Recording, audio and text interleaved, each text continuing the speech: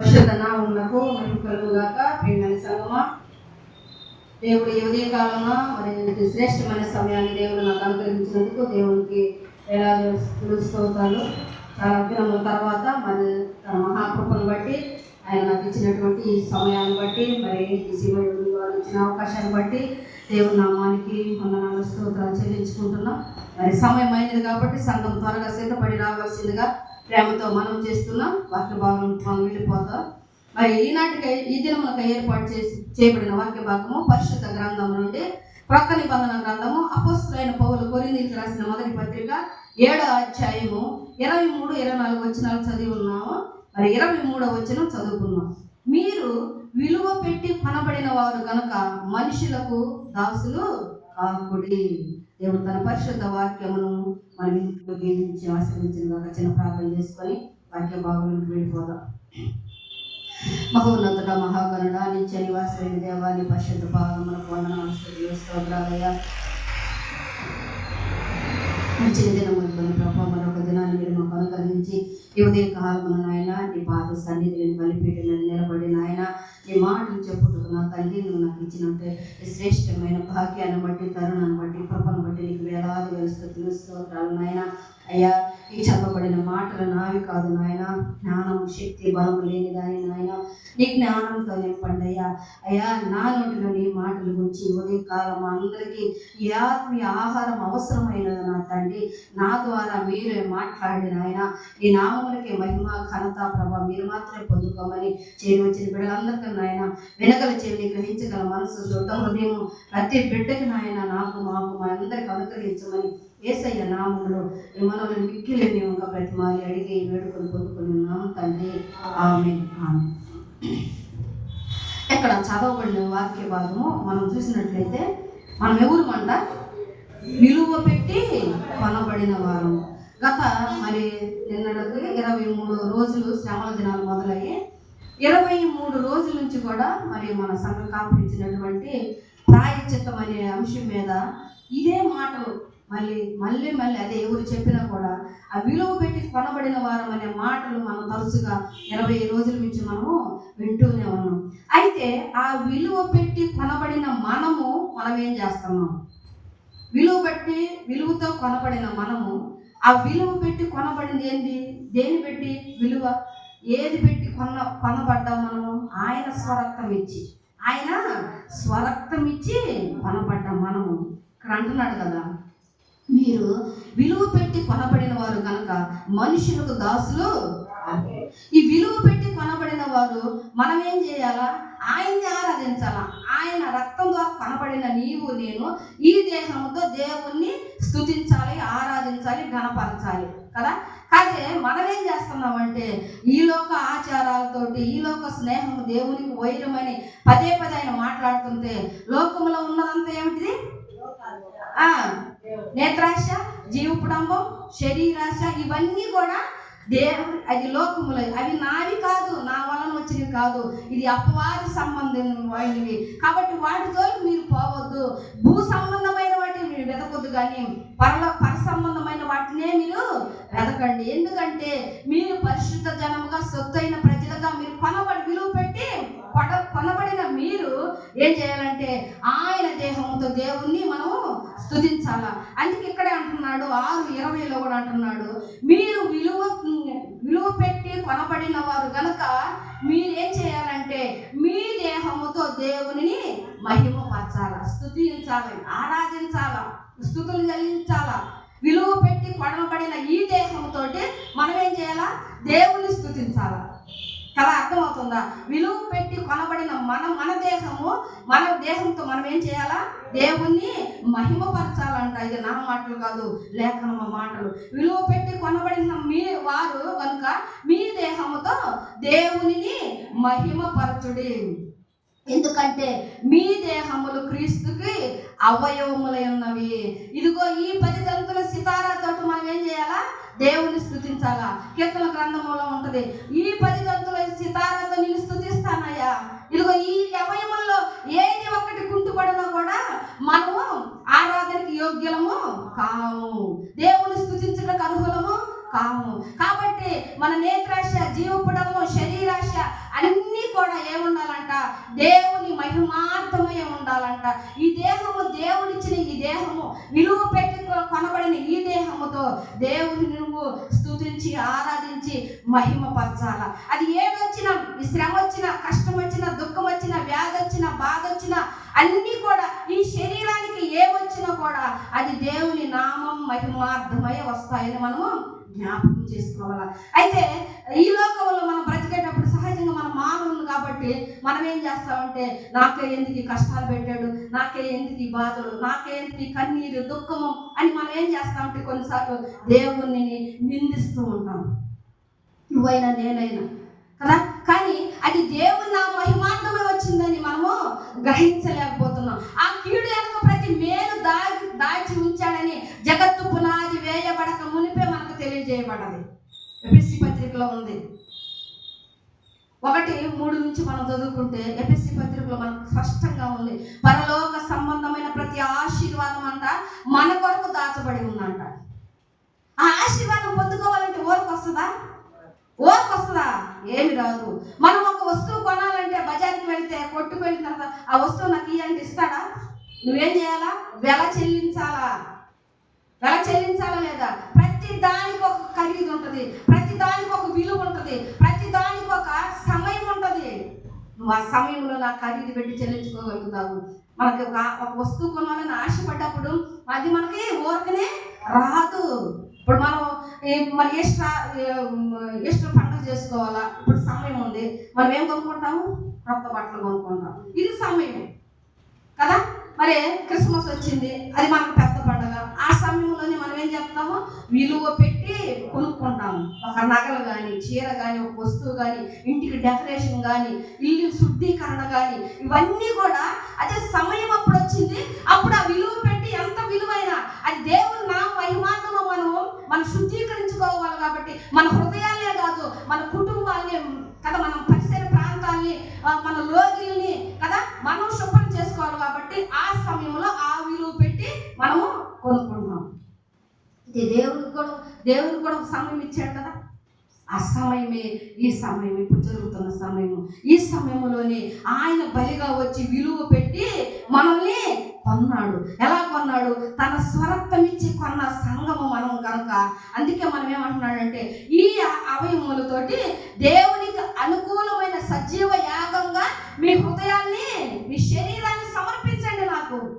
సజీవ యాగముగా దేవునికి అనుకూలమైన సజీవ యాగముగా మీ శరీరాన్ని నాకు సమర్పించండి. శరీరముతో దేవుని స్తుతించాలా. విలువ పట్టి కొనబడిన మనము, ఈ దేహము దేవుని అనుగ్రహించాడు కాబట్టి ఈ ఆలయము, ఇదిగో హృదయమైన ఆలయంలో ఆయన మనం ప్రతిష్ఠించుకున్నాం కాబట్టి ఈ హృదయమైన అవయముతోటి కూడా దేవుని మనము అహింపరచాలా. నోటితో, కళ్ళతో, చేతులతో కదా దేవునితో పరిగెత్తే పాదాలు కావాలా, దేవుని స్తుతించే పెదవులు కావాలా, చప్పట్లు కొట్టే చేతులు కావాలా, కన్ను దృష్టి, దేవుని చూసే కన్ను దృష్టి, ఆయన వైపు చూసే కన్ను దృష్టి కావాలా. ప్రతి అవయముతో దేవుని స్తుతించాలా. విలువ పెట్టి కొనబడితే దేవుని స్తుతించే సమయం వస్తుంది. ఇంకా నీకు ఇచ్చిన సమయంలో, నాకు ఇచ్చిన సమయంలో ఇంకా సమయం ఉందిలే, ఇదిగో ఎవరి కాలంలో ఉన్నాను, ఇంకా నాకు 70 సంవత్సరాలు 80 సంవత్సరాల ఆయుష్ ఉందని నువ్వు అనుకుంటున్నావేమో. కానీ ఆ సమయం ఎప్పుడు వస్తుందో తెలియదు కదా. ఆ సమయం ఎప్పుడు వస్తుందో మనకు తెలియదు. అందుకే సమయం అనుకోని సద్వినియోగం చేసుకోండి. అజ్ఞానంతో కాక నేను ఇచ్చే జ్ఞానంతో మీరు కట్టబడండి.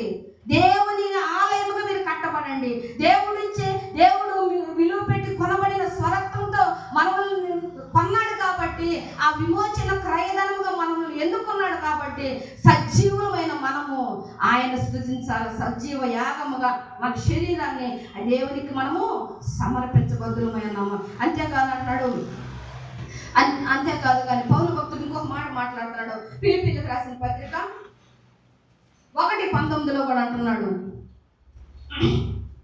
1:19 కూడా అంటున్నాడు, మరియు నేను ఏ విషయములోను సిగ్గుపడక ఎప్పటి వలనే ఇప్పుడు పూర్ణ ధైర్యముతో బోధించుట వలన నా బ్రతుకు మూలమునైనా సరే, చావు మూలమునైనా సరే, క్రీస్తు నా శరీరమందు ఘనపరచబడవలనని నేను మిగుల అపేక్షించుచు నిరీక్షించుచున్న ప్రకారం ప్రకారముగా మీ ప్రార్థన వలనను యేసుక్రీస్తు యొక్క ఆత్మ నాకు సమృద్ధిగా కలుగుట వలనను ఆ ప్రకటన నాకు రక్షణార్థముగా పరిగణించునని నేను ఎరుగుదును. నా మట్టుకైతే బ్రతుకుట క్రీస్తే, చావైతే లాభం. ఏం చేస్తానంట? ఆయన శరీరముతో ఆయన్ని, ఇదిగో నా బ్రతుకు మూలమునైనా సరే, చావు మూలమునైనా సరే, ఎలాంటి స్థితిలో ఉన్నా కూడా నా శరీరమందు ఆయనను ఘనపరచవాలని నన్ను అపేక్షణ అంట ఆయనకి. పౌలు భక్తుడు చూడండి, పూర్వం హింసకుడు, దోషకుడు, హానికరుడు, దేనికి పనికిరాని వాడు, తన బిడ్డల్ని ఎంతో హింసించిన వాడు, ఆ హింసని ప్రాణాధారముగా చేసుకొని ఆ గమనీయుల దగ్గర అధికార ముద్రను పొందుకున్న వాడిని దేవుడు ఎంత ఎన్నుకున్నాడు, ఎంతగా దీవించాడు, ఎంతగా హెచ్చించాడు అంటున్నాడు కదా. అననీయ వచ్చి, అయ్యా ఇతను నీ బిడ్డను దూషించాడయ్యా, నువ్వు నన్నే ప్రార్థన చేయయ్యా, ఆ కన్నులకున్న పొరలు తొలగిపోతాయి, నాకు చెప్తున్నావు ఏందయ్యా నువ్వు? ఇతను ఎవరో తెలుసా? దోషకుడు, హింసకుడు, హానికరుడు, నీ బిడ్డలంతా హింసించాడయ్యా, దుర్మార్గుడయ్యా, వాడికి ఆయనకి నేను ప్రార్థన చేసేది ఏందయ్యా అని అననీయ అన్నప్పుడు ప్రభు అంటున్నాడు, అననీయ నీ వెళ్ళు, సహోదరుడా నీ వెళ్ళు, అతడు అన్య జనుల మధ్య నా నామం హెచ్చబడినట్లు నువ్వు అతను ఏ శ్రమలైతే నా బిడ్డలకు పెట్టాడో అంతకంటే శ్రమలు నేను పెట్టి చూపిస్తాను. ఆ శ్రమలు కూడా అతను అనుభవించాలి. అనుభవించాడే లేదా? దేవుని మాట ఏది కూడా నిరర్ధకము కానేరు. ఎక్కడ ఏ జనుల మధ్యన తన బిడ్డలు అవమానించాడో, ఏ జనుల మధ్యన ఆ బిడ్డలు హింసించాడో, దూషించాడో, చంపివేశాడో, ప్రాణాధారం ఎందుకు చేసుకున్నాడో, ఆ జనుల మధ్యకి ఆయన పంపించాడు. ఆ జనుల మధ్యనే పౌలును హెచ్చించాడు. విలువ పెట్టి కొనబడిన మనము కూడా ఎక్కడ తప్పిపోతున్నామో, ఎక్కడ జారిపోతున్నామో, ఎక్కడ పడిపోతున్నామో మనం గ్రహించుకుంటే, ఎక్కడ అవమానపడుతున్నామో మనం గ్రహించుకుంటే, ఆ అవమానమును పూదండగా చేస్తాడంట. నిందకు ప్రతిగా పూదండను ఇస్తాడంట. దుఃఖమును ప్రతిగా ఉల్లాస వస్త్రం ఇస్తాడంట. మనకి రక్షణ వస్త్రం ఇస్తాడంట. ఇవన్నీ పొందుకోవాలంటే ఓర్పు వస్తాయా? రావు. కాబట్టి విలువ పట్టి కొనబడిన మనము మన శరీరంతో దేవుణ్ణి స్తుతించాలంట. అంటే పౌలు భక్తుల మాటలు, ప్రతి మాట కూడా అది మన గుండెల్లో గొరుపులాగా గుచ్చుకొని పోవాలి. నా మట్టుకైతే బ్రతుకుడు క్రీస్తే, చావు అయితే లాభము. అనేక సార్లు నేను చెప్తా, లాభం ఏంటంటే ఆ పరలోక రాజ్యమే. అమ్మో ఈ మాట చచ్చిపోతా ఆ సమయం ఇచ్చే దేవుడు ఒకానొక దినము, ఒకానొక సమయము మనకి మరణం సిద్ధపరిచి ఉన్నాడు. అది ఎప్పుడు వస్తుందో నీకు తెలియదు, నాకు తెలియదు. ఇప్పుడు చూసుకున్నట్లయితే అసలు చిన్న బిడ్డలు కూడా వాళ్ళు చూసారా, యూట్యూబ్లో చూశారు, ఒక పసిబిడ్డ 3 సంవత్సరాల బిడ్డని టీచరు యాసిడ్ పోసి కొట్టి ఇదంతా బాత్రూమ్ కట్ పడేసిందంట. అవయవాలో చెప్పలేని ఆ దగ్గర పసిబిడ్డ 3 సంవత్సరాల పిల్ల ఒక బాత్రూమ్కి వెళ్ళిందో, ఒక కడగలాక ఏం చేసిందో, ఏడిసిందో కానీ ఆ టీచర్ ఆ బిడ్డకి యాసిడ్ పోసేసింది. 3 సంవత్సరాలే, 3 సంవత్సరాల బిడ్డ. ఆ తల్లి క్షోభ చూడు. అసలు వాళ్ళకి బిడ్డలు ఉంటారు కదా, 3 సంవత్సరాలు అంటే చిన్న వయసే కదా. స్కూల్లోని ప్లే స్కూల్ ఉంటారు పిల్లలది, ఆ స్కూల్లో విజయవాడలో బిడ్డకి యాసిడ్ పోసింది. అసలు ఆ బిడ్డ నరకం పడుతుంది. పసి బిడ్డ ఒకటే ఏడుపు. ఆ ఏడుపు మనం చూడలేకపోయింది. మరి దేవుడు మనకిచ్చి ఎంత విలువ పెట్టి కనబడిన వారు మనం ఏం చేస్తున్నామంటే, దరిద్రుల కంటే ఇంకా హీనముగా, అన్యుల కంటే హీనముగా మనం ఏం చేస్తాం? మన మనసును కఠినపరుచుకుంటున్నాము. ఎందుకో తెలియదు. ఆయన రాకడ సమీపంగా ఉంది. జనం మీదకి జనము, రాజ్యం మీదకి రాజ్యము, యుద్ధాలు, భూకంపాలు, కరువులు, కడగళ్ళు అన్నీ వస్తున్నాయి, చూస్తున్నాం మనం కదా. మన విజయవాడలో చూడాలి, మనం వరదలు వచ్చినాయి, ఎటు నుంచి వచ్చినాయో తెలియదు. ప్రత్యక్షం చూసాము, ఒకసారి కేరళలో చూసాము. ఇప్పుడు యుద్ధాలు జరుగుతుంటే సామాన్య పసిబిడ్డలు కూడా అల్లాడిపోతున్నారు. ఆహారం, నీళ్లు లేక, వసతులు లేక అల్లాడిపోతున్నారు. కానీ మనకి అన్ని సమయాలు దేవుడు ఇచ్చాడు కదా. ఎవరు మన మీదకి దాడి లేదు. మనం అనుకుంటాం మన కాడికి రాలేదు అనుకుంటాం. వచ్చినప్పుడు నువ్వేం చేస్తావు? పారిపోతామేమో. మనం నిలబడలేము ధైర్యంగా. అదే వచ్చే లోపల నువ్వు ధైర్యపడి దిట్టం చేసుకొని ధైర్యంతో ఆయన కృపాసనంలో వచ్చి ఆయన మహిమపరిచే బిడ్డలుగా ఉంటే అప్పుడు ఈ మాట చెబుతావు, నా మట్టుకైతే బ్రతుకుడు తీస్తే చావైన లాభం. సత్యం చావయ్యా దేని కోసం? అనే ధైర్యం మనకుందా? లేదు. అదే చెప్తున్నాడు పౌలు, అలాంటి ధైర్యం కలిగి ఉండండి. విలువ పెట్టి కొనబడిన మీరు, ఆయన స్వరక్తం ఇచ్చి కొనబడిన మనము, మన దేహముతో దేవుని సజీవ యాగంగా మన శరీరాన్ని ఆయనకు సమర్పించుకుంటే ఆయనే రక్షిస్తాడు, ఆయనే రక్షిస్తాడు. అందుకే ఆయన స్వరక్తం ఇచ్చి మనము కొనబడిన మనం అంటున్నాడు. దేవుడు తన స్వరక్తం ఇచ్చి సంపాదించిన తన సంఘమును కాయటకు ఏముందంట, పరిశుద్ధాత్మ మిమ్మల్ని దేనికంటే దేవుడు తన స్వరక్తం ఇచ్చి సంపాదించిన తన సంఘమును కాయటానికి ఆయన పరిశుద్ధాత్మ ద్వారా ఈ లోకానికి వచ్చాడు. దేనికి ఎలాగంటే ఇదిగో అంటున్నాడు, మేకల యొక్క కోడెల యొక్క రక్తంతో కాక ఏ రక్తంతోనంట, తన స్వరక్తం ఇచ్చి ఒక్కసారి పరిశుద్ధ స్థలంలోకి ప్రవేశం మనకు దొరికింది కదా. ఆయన రక్తం చిందించుకుంటే పాప క్షమాపణ లేదు. ఆయన రక్తం చిందించి వెంగిచ్చి చెల్లించుకుంటే మన దేహంతో దేవుని స్తుతించే బదులు ఉండేవాళ్ళం కాదు. ఆయన స్వరక్తం ఇచ్చి సంపాదించుకోకపోతే వాళ్ళ సంఘాన్ని ఆయన ఆ విలువ పెట్టి ఆ రక్తం ఇచ్చి సంపాదించిన సంఘమును కాయటకు ఆయన ఆ విలువైన రక్తము ఆ యొక్క కల్వరి శిలువలో ఆయన ధారపోసాడు. నన్ను కాపాడుటకు, నీ కుటుంబాన్ని, నా కుటుంబాన్ని, మన సంఘాన్ని కాయుటకు ఆయన ఆ పరిశుద్ధాత్మ ద్వారా ఈ లోకానికి వచ్చాడు. ఆ విలువైన రక్తము దేవుడు అక్కడ మన బలిగా అర్పించాడు. అది మేకల రక్తం కాదు, కోడెల రక్తం కాదు, కానీ తన స్వరక్తం ఇచ్చి సంపాదించిన బిడ్డలము మనము, కుటుంబము, సంఘము.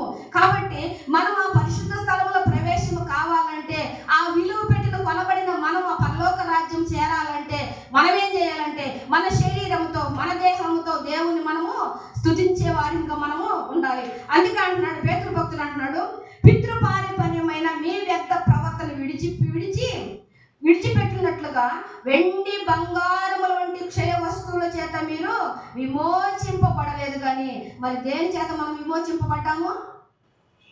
దేని చేత విమోచింపబడ్డాము మనము? తన స్వరక్తముతోటి. తన స్వరక్తం ఇచ్చి సంపాదించిన సంఘము కనుక మరి ఆయన రక్తంతో మనము విమోచింపబడినాము. ఆ రక్తం ఎలాంటిది చెప్పాలి మీరు? రోజు చదువుతున్నాగా, ఎలాంటి రక్తము?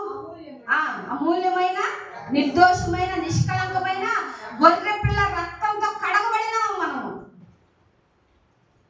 ఆ కల్వరి శిలువలో ఆ గొర్రె పిల్ల రక్తంతో కడగబడిన వారము. ఆ గొర్రె పిల్ల ఆ బలి పశువుగా, పస్కా బలి పశువుగా ఆ గొర్రె పిల్ల ఆ బలి పశువుకు వధించకపోతే, రక్తము చిందించకపోతే పాప క్షమాపణ మనకి లేదు. ఆయన మూడో నాడు తిరిగి లేకపోతే మనం నీతిమంతులుగా తీర్చబడము. ఇది జ్ఞాపకం చేసుకోండి.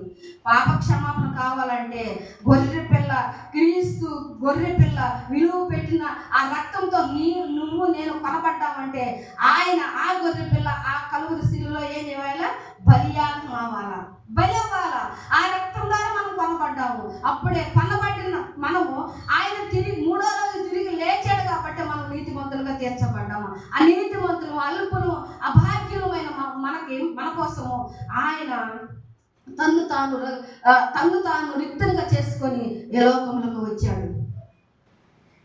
తండ్రి చిత్తము నెరవేర్చడానికి తండ్రి ఏం చెప్పాడు? ఇదిగో ఈ బిడ్డలు గొర్రెలు లేని కాపర్లాగా తిరుగుతున్నారు కాబట్టి ఇదిగో నా ఏకైక కుమారుని ఈ లోకంలో ఒక శరీరం వచ్చి ఆయన ఈ లోకానికి పంపించి మన పాపములు, మన శాపములు, మన దోషముల నిమిత్తము, పాప క్షమాపణ నిమిత్తము ఆ కల్వరి శిలువలో ఆయన బయలుదేరాడు.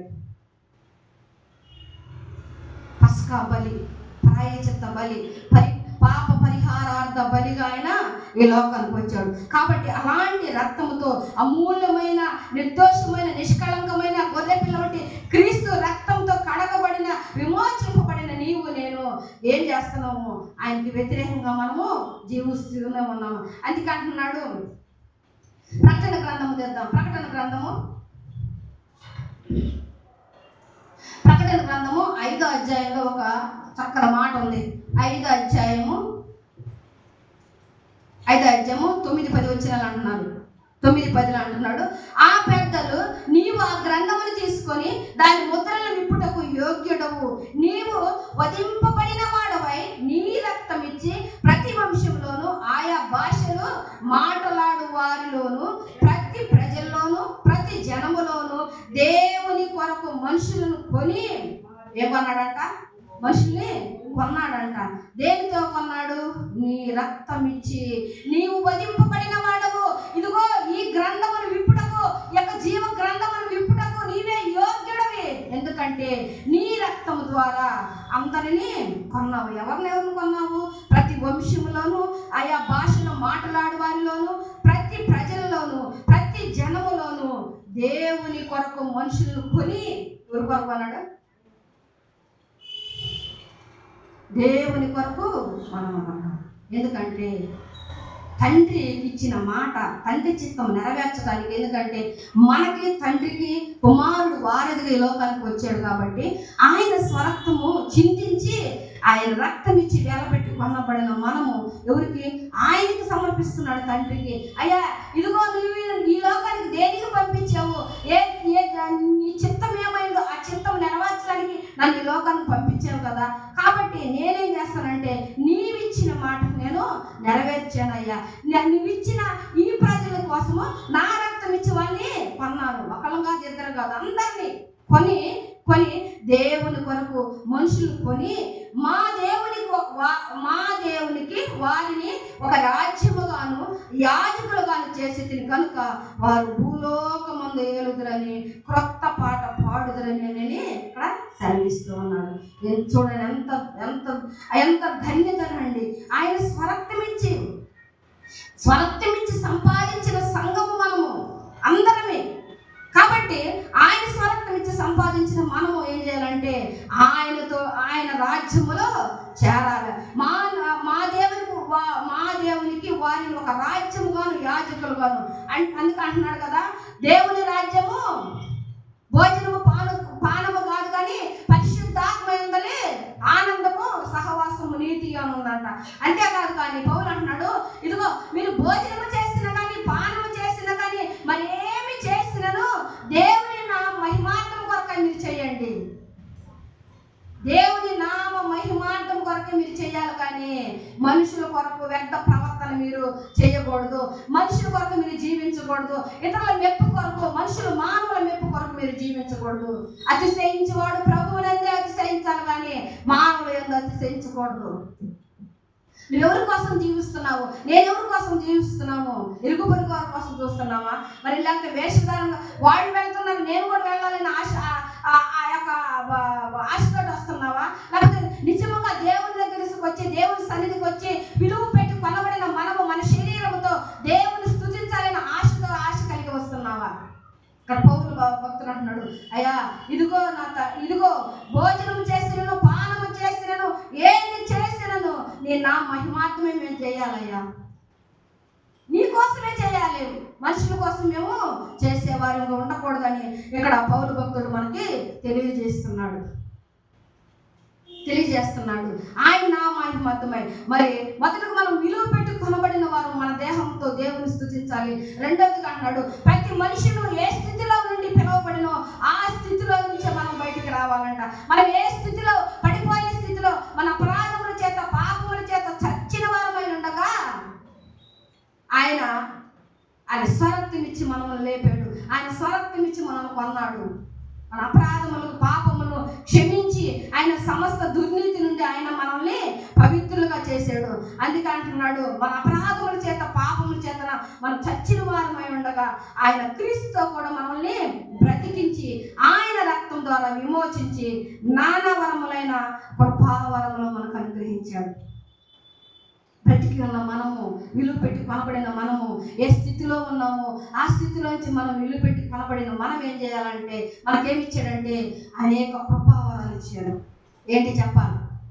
ఏంటి ఆ కృపావరాలు చెప్పాలా? మనం రోజు చేసేయే.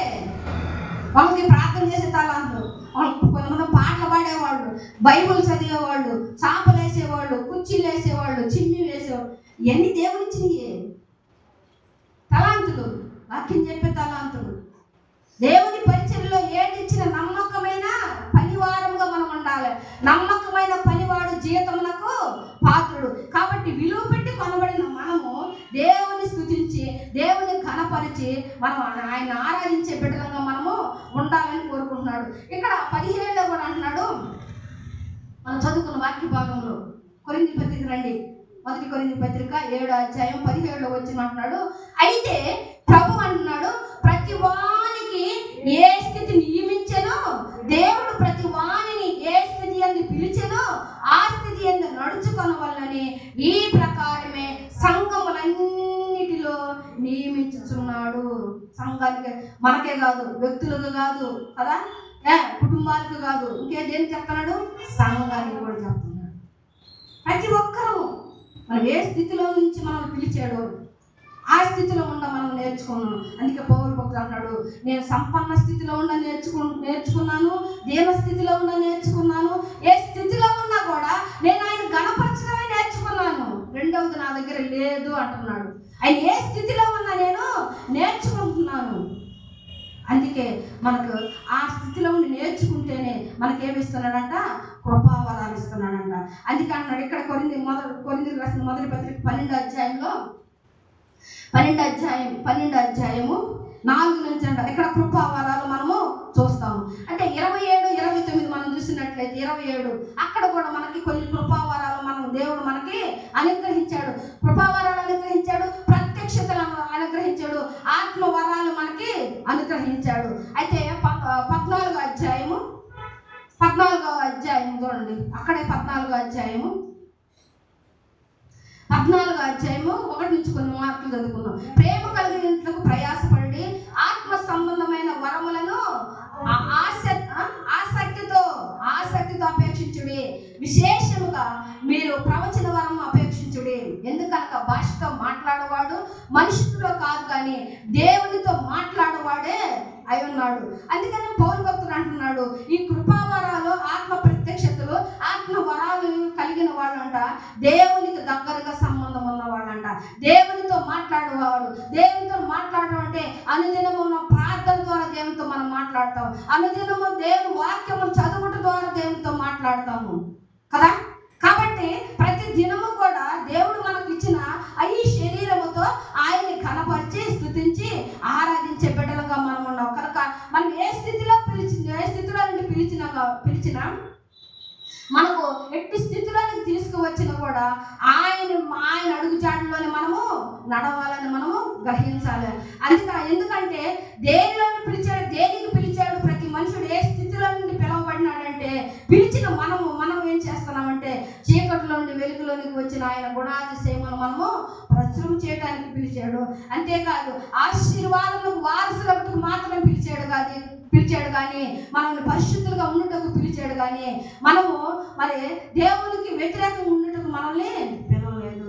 ఆశీర్వాదానికి కర్తలం కానీ అల్లరికి కర్తలము కానే కాదు. పరిశుద్ధులుగా ఉండుటగా మనల్ని పిలిచాడు. పరిశుద్ధ జనముగా సొత్తైన ప్రజలుగా ఉండుటగా మనం విలువ పెట్టి కొనబడిన వారము. కాబట్టి కొనబడిన మనము ఈ దేహంతో దేవుణ్ణి స్తుతించి ఆరాధించి మహిమపరచాలి. 3వది అంటాడు, దేవునితో సహవాసము కలిగి ఉండాలి. విలువ పెట్టి కొనబడిన మనము ముందుగా మనం ఏం చేయాలంట?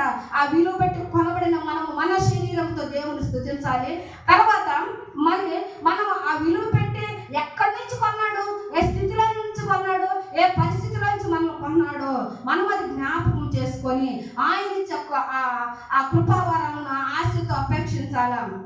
ఎందుకంటే భోజనం చేసినను పానం చేసినను అది దేవుని నా మహిమాత్రమే మనం చేయాలా. కాబట్టి ఈ శరీరంతో దేవుని ఎలాగ స్తుతించినా కూడా ఆయన నా మహిమాత్రమే మనం స్తుతించాలా.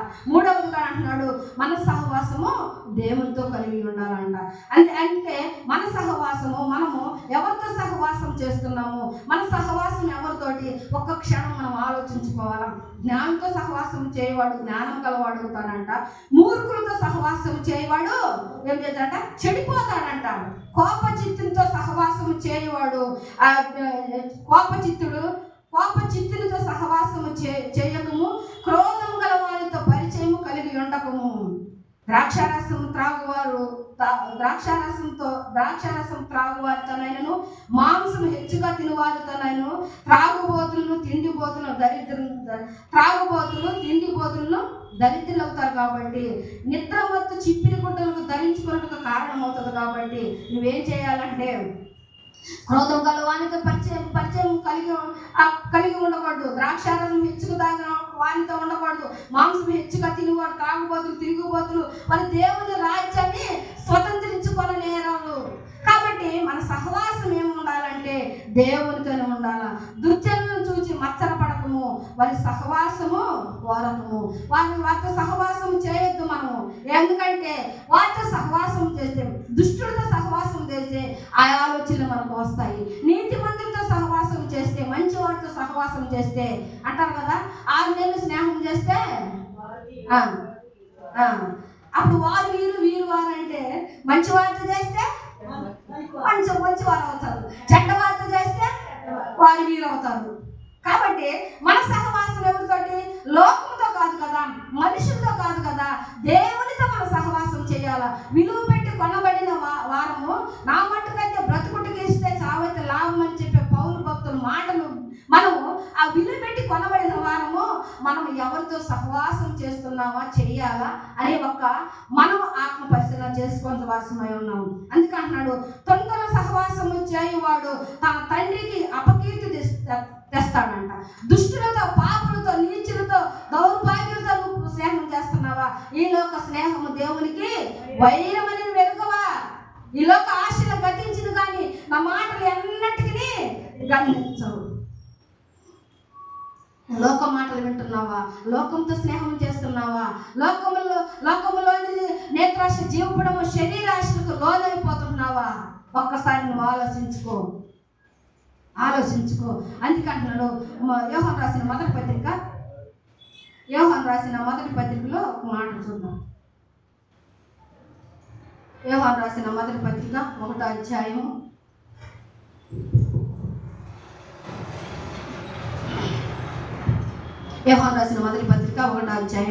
6-7 వచనాలు అంటున్నాడు చూడండి.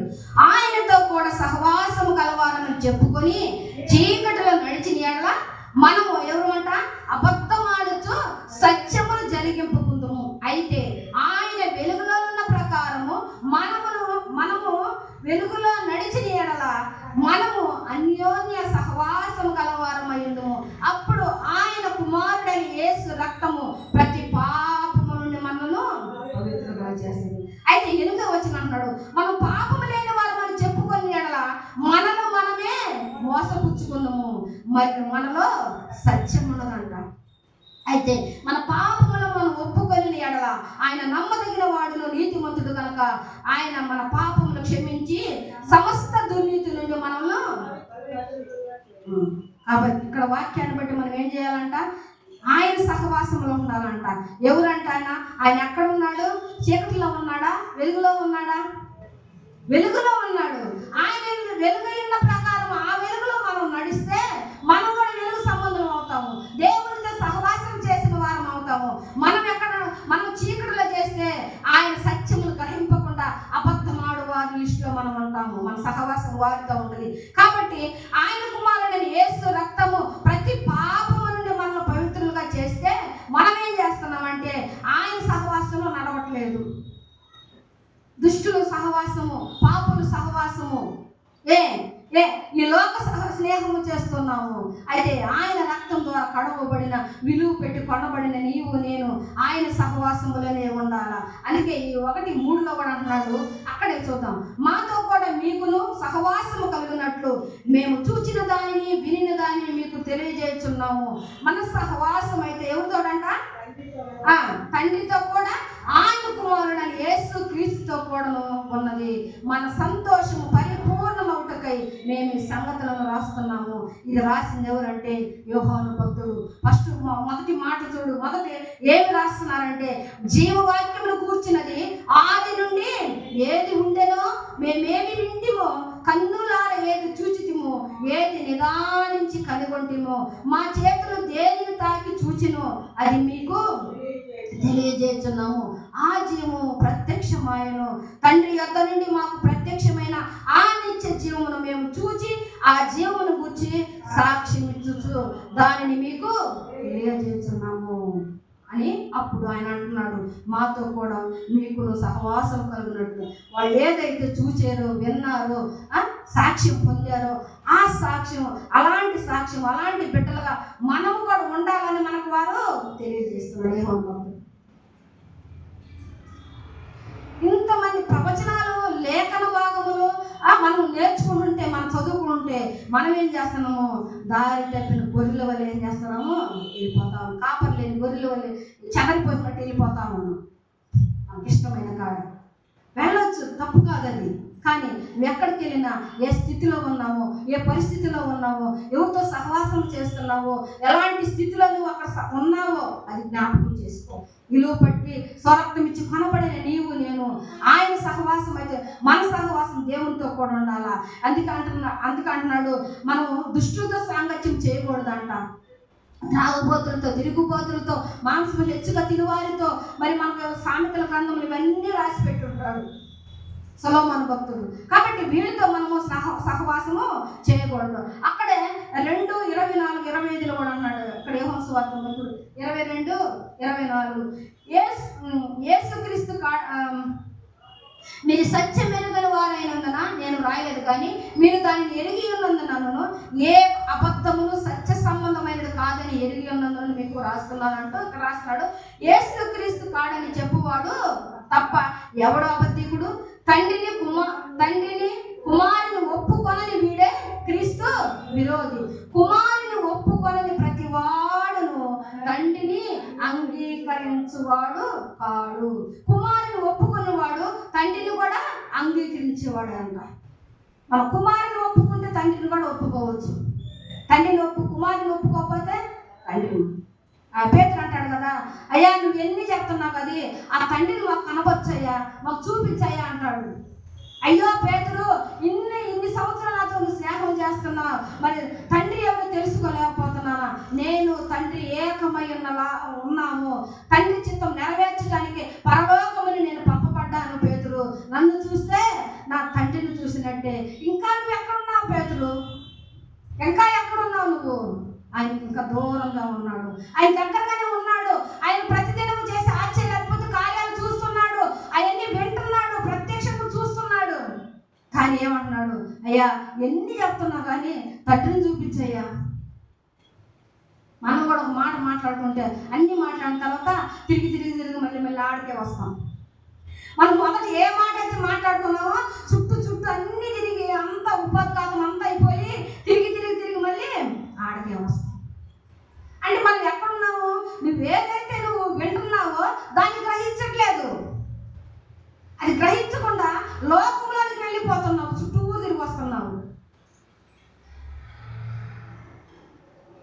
ఒక సామెత ఉంటుందా కదా, మనకు ఒక సామెత ఉంది. ఏమేనంటే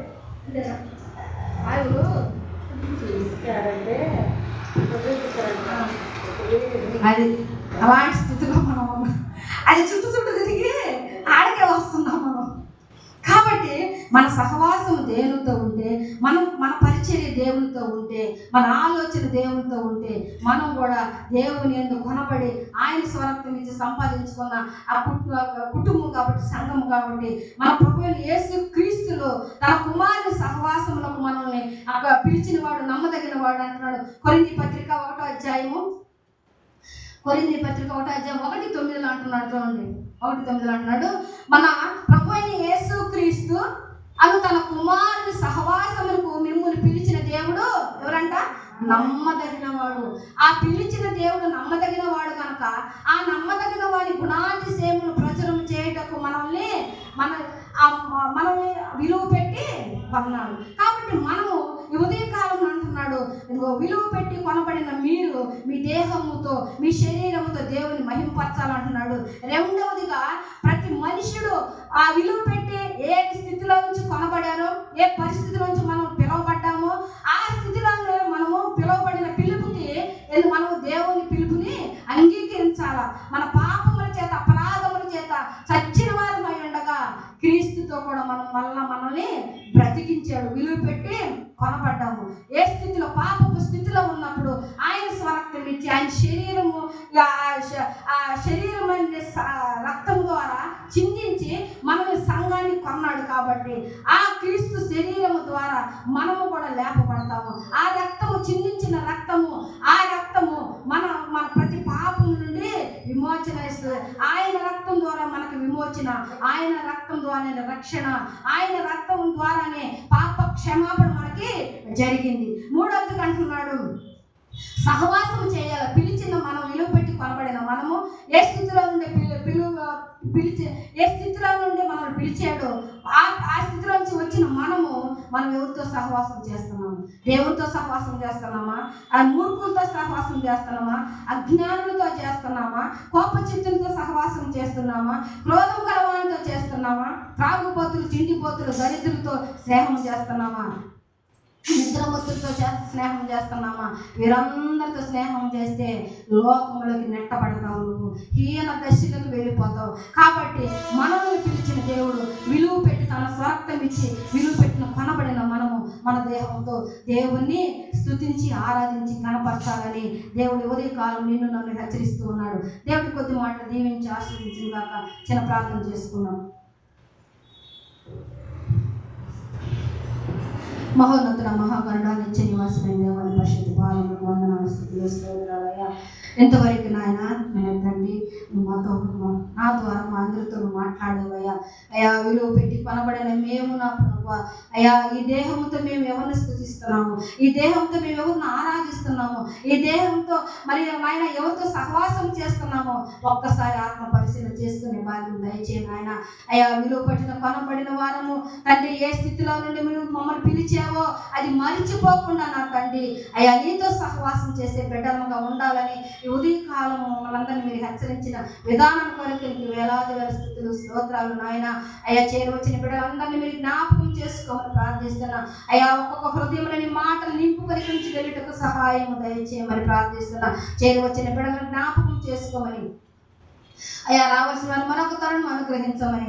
అయ్యా, అల్పురాలు, అయోగ్యురాలు నాయన నన్ను నిలవబెట్టుకొని మీరు మాట్లాడినందుకు, మీరు మహిమ పొందినందుకు నీకే, నీ నామమునికే మహిమ, ఘనత, ప్రభా మీరు మాత్రం పొందుకోమని యేసయ్య నామములో ఈ మనవులను మిక్కిలి వినయముగా బ్రతిమాలి అడిగి వేడుకుంటున్నాను తండ్రి.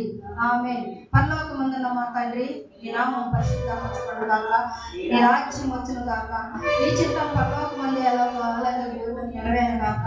మాకు కావలసిన ఆహారం నేడు మాకు దయచేసి, మానవులను మేము క్షమించిన ప్రకారం మానవులను క్షమించు, మమ్మల్ని శోధనలో ఏడును తప్పించు. ఎందుకంటే రాజ్యము, బలము, మహిమ నిరంతరం నీవైనావు తండ్రి. ఆమేన్. నా ప్రాణమై యెహోవాను సన్నిధించు, నా సమస్తమైన పరిశుద్ధ నామమును సన్నిధించు, నా ప్రాణమై యెహోవాను సన్నిధించుము. ఆయన చేసిన ఉపకారములలో దేనిని మరువకుము. ఆమేన్. ఆమేన్. అందరికీ నా వందనాలు.